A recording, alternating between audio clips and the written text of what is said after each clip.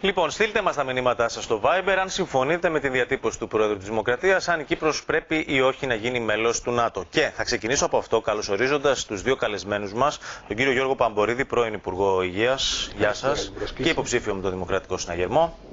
Καλώς ήρθατε. Και ο Ανδρέας Θεοφάνους, καθηγητής, πρόεδρος του Κυπριακού Κέντρου Ευρωπαϊκών και Διεθνών Υποθέσεων και επίσης υποψήφιος με το κίνημα των Οικολόγων. Έτσι είναι. Καλώς ήρθατε. Ευχαριστούμε πολύ. Λοιπόν, μπορείτε να μου απαντήσετε με ένα ναι ή με ένα όχι. Ο Παμπορίδης θέλει την Κύπρο στο ΝΑΤΟ? Θα ήταν ευχής έργο αν η Κύπρος μπορούσε να μπει στο ΝΑΤΟ, αλλά αυτόν από μόνον του δεν είναι μια απάντηση μονολεκτική, γιατί αντιλαμβάνεστε το ΝΑΤΟ βρίσκεται αυτήν την περίοδο σε μια φάση αμφισβήτησης από τον ίδιο τον πρωτεργάτη του ΝΑΤΟ, την Αμερική, ενώ η Ευρώπη βρίσκεται σε μια περίοδο και μια φάση αναθεώρησης της προσήλωσης της στα βορειοατλαντικά και επικέντρωσης στο πώς η Ευρώπη να αποτελέσει διακριτών πόλων άμυνας και ασφάλειας. Άρα εσείς θα επικεντρώνατε τις δυνάμεις στο να ενισχύσουμε την Ευρώπη αυτή τη στιγμή. Είμαστε μέλος της Ευρωπαϊκής Ένωσης, ας δουλέψουμε πάνω σε αυτά που είναι εφικτά και δυνατά, παρά να εδράζουμε πολιτικές και στρατηγικές πάνω σε ευσεβοποθισμούς οι οποίοι είναι ανέφικτοι. Μάλιστα. Κύριε Θεοφάνους, ναι ή όχι η Κύπρος στο ΝΑΤΟ? Θεωρώ ότι δεν είναι εφικτή η ένταξη της Κυπριακής Δημοκρατίας στο ΝΑΤΟ σήμερα. Δεν είναι μόνο το θέμα της Τουρκίας. Εγώ θα αξιολογήσω το θέμα πραγματιστικά. Ενώ το Κυπριακό είναι άλυτο, χρειαζόμαστε το Συμβούλιο Ασφαλείας των ΗΠΑ για 1002 λόγους, και υπάρχουν δύο χώρες, η Ρωσία και η Κίνα, οι οποίες οι σχέσεις τους με το ΝΑΤΟ δεν είναι ιδανικές. Αν παραδείγματος χάρη στην πορεία του χρόνου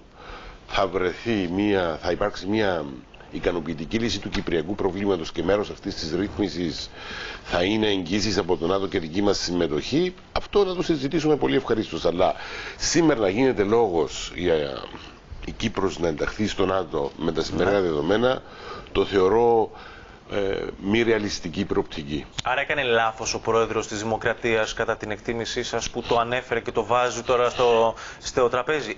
Να πούμε επίσης ότι ο Βρετανός Υπουργός Άμυνας έκανε δηλώσεις στηρίζοντας αυτή τη θέση του πρόεδρου της Δημοκρατίας πριν από λίγο.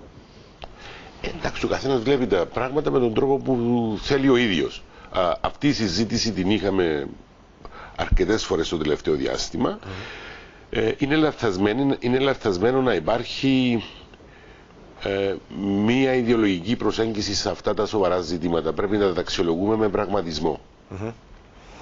Έκανε λάθος δήλωση εντωμεταξύ ο Βρετανός Υπουργός Άμυνας. Είπε ότι η Κύπρος είναι μέλος του ΝΑΤΟ, δεν είναι μέλος του ΝΑΤΟ. Μετά πήγε να τα μαζέψει κτλ. Και έκανε λόγο σε δικαίωμα για νόμιμη άμυνα. Το μετέφρασα εγώ κάπως λάθος, ναι. Εγώ θεωρώ ότι δεν είπε ο πρόεδρος ότι είναι ώρα για αίτηση στο ΝΑΤΟ. Μάλιστα θεωρώ ότι είπε ότι δεν είναι εφικτό κάτι τέτοιο για τους λόγους που ανέφερε σχετικά με την Τουρκία. Εγώ συμφωνώ και με τον κύριο Θεοφάνος ότι οι λόγοι δεν είναι αποκλειστικά λόγοι που αφορούν την Τουρκία.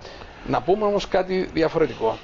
Άλλον το να χαράσω στρατηγική με προοπτική μελλοντική για να μπω στο ΝΑΤΟ, και άλλο να σκέφτομαι πώς μπορώ να εκμεταλλευθώ αυτήν την μηδενιστική και απόλυτη άρνηση της Τουρκίας έναντι της Κύπρου, υποβάλλοντας, είναι ατυχής όρος υποβάλλω αίτηση στο ΝΑΤΟ, γιατί δεν είναι έτσι που γίνεται κάποιος μέλος, αλλά προσεγγίζοντας το ΝΑΤΟ. Να φανεί δια της τακτικής μου ότι η Τουρκία είναι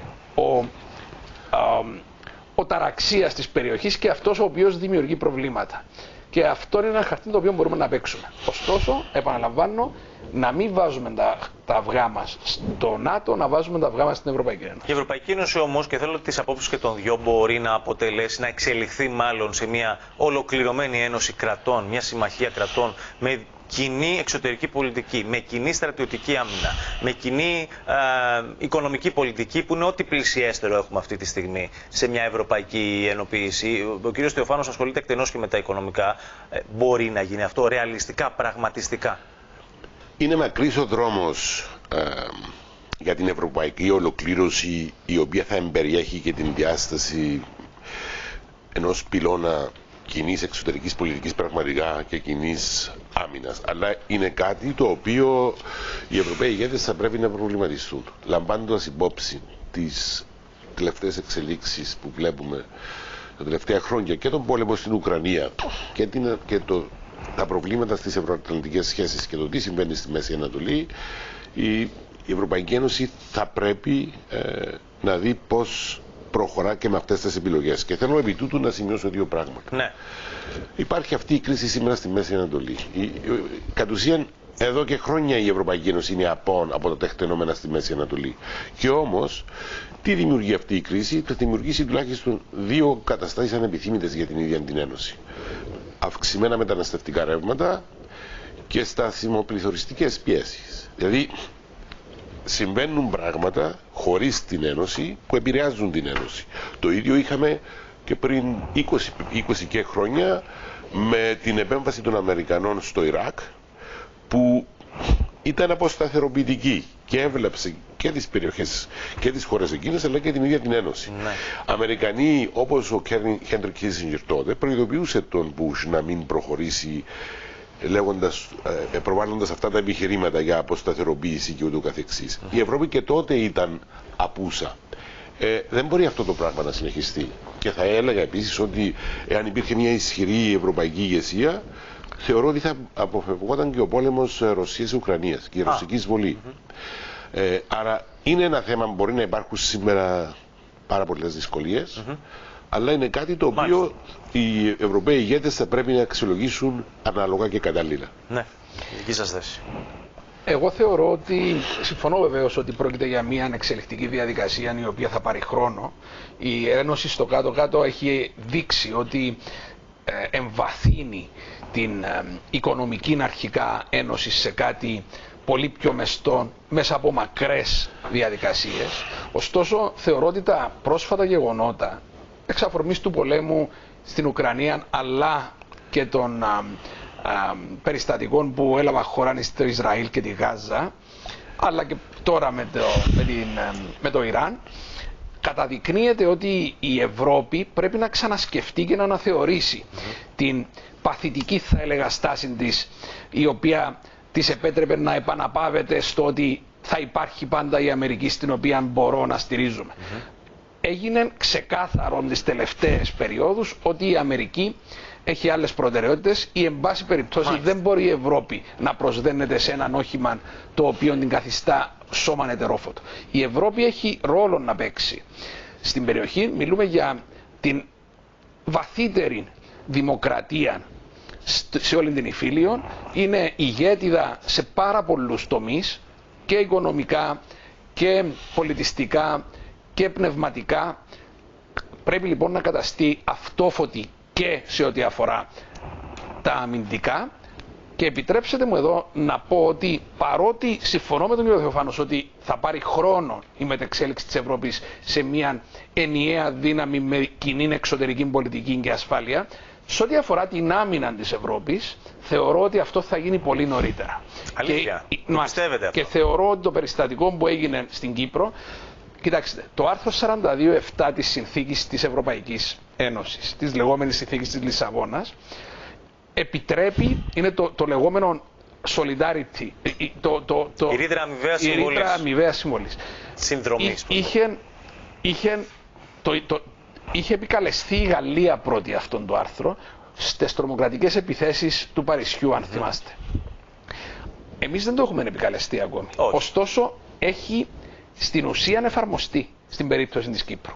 Η επίθεση δηλαδή που έλαβε χώρα στις Βρετανικές βάσεις, που είναι επίθεση εναντίον της Κυπριακής Δημοκρατίας, για να μην κρυβόμαστε πίσω από το δάχτυλο μας, προκάλεσε όχι την αντίδραση των ευρωπαϊκών θεσμών αυτών καθεαυτών, αλλά την αντίδραση των Ευρωπαίων εταίρων. Εγώ θα ανησυχούσα περισσότερο γι' αυτό, γιατί σημαίνει μούδιασμα των ευρωπαϊκών θεσμών και μόνο οι πρόθυμοι ήρθαν να βοηθήσουν εδώ πέρα. Δεν δείχνει ολοκλήρωση αυτό το πράγμα. Δείχνει ad hoc αντιμετώπιση. Αν διαβάσετε το γράμμα του 42.7 θα δείτε ότι δεν είναι υποχρέωση των θεσμών. Είναι υποχρέωση των κρατών μελών. Είναι πολύ συγκεκριμένο. Πώς ενεργοποιείται, δεν το ενεργοποιούν οι θεσμοί αυτό? Πού υποβάλλεται το αίτημα? Προς τους εταίρους. Γιατί μην ξεχνάμε έναν ότι. προς ένα. Βεβαίως. Και έτσι έγινε και στην παρούσα περίπτωση. Και ανταποκρίθηκαν εκείνοι οι εταίροι οι οποίοι μπορούσαν, γιατί αυτό το δικαίωμα που γεννάται για κάθε κράτος μέλος έχει στην άλλη πλευρά του νομίσματος την υποχρέωση όλων των υπολείπων να συνδράμουν. Και εδώ βλέπουμε μια κινητικότητα η οποία είναι πολύ σημαντική για την εξέλιξη της Ευρώπης. Ευχαριστώ πάρα πολύ. Ναι, κύριε. Μακάρι αυτό που λέει ο κύριος Παμπορίδης να γίνει. Δηλαδή να πορευτούμε σε μια κατάσταση όπου ολοκληρώνεται ο πυλώνας της κοινής άμυνας. Θα έλεγα το εξής επί τούτου. Ως Κυπριακή Δημοκρατία αλλά και ως Ελλάδα είναι πολύ σημαντικό να θέσουμε το θέμα της προάσπισης της εδαφικής ακεραιότητας των χωρών μελών της Ένωσης ως προτεραιότητα. Γιατί το λέω αυτό όχι μόνο με αφορμή το τι έχει συμβεί πρόσφατα, αλλά και από το γεγονός ότι γίνεται τώρα στην Ευρωπαϊκή Ένωση, διεξαγόταν τους τελευταίους μήνες σε διάφορα επίπεδα ένας διάλογος για την Ευρωπαϊκή Άμυνα και ποια μορφή παίρνει. Και αυτός ήταν επικεντρωμένος σε σχέση με τα τεκτενόμενα στην Ουκρανία. Όταν έλαβα μέρος σε 2-3 τέτοιες συζητήσεις και καταθέσεις απόψεων σε επίπεδο δεξαμενών σκέψεων, έθεσα ακριβώς αυτόν το θέμα, ότι το πρώτο πράγμα, αν είμαστε πραγματιστές και θέλουμε ένα πυλώνα κοινής ευρωπαϊκής άμυνας, ότι το πρώτο θέμα είναι η δέσμευση για προάσπιση της εδαφικής ακεραιότητας όλων των κρατών μελών της Ένωσης πριν πάμε στο επόμενο βήμα. Μάλιστα. Λοιπόν, κύριε, ευχαριστώ πάρα πολύ για τις απόψεις σας. Θα τα ξαναπούμε σύντομα. Ελπίζω την επόμενη φορά να μην έχουμε τέτοια κρίση σε εξέλιξη και να μπούμε και σε ζητήματα πολιτικής, εσωτερικής πολιτικής.